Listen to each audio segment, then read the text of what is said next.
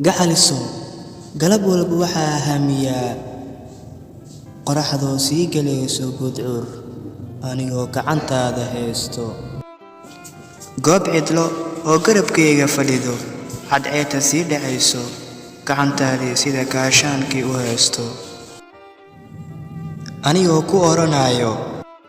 gacaliso kayaankoo idil taan gaxlooday guddoon sharaf iihoo goor walba oo ku arko guux baan dareemaa qalbiga gacantaada kor markaan u qaaday kuna qabtay geeska wadnaha oo ku oranayo taariikhda caashaqayni kama tirmaysid talaahi baan ku dhaartay tallaabo kasta aan qaado waad ku tolon tahay qalbiga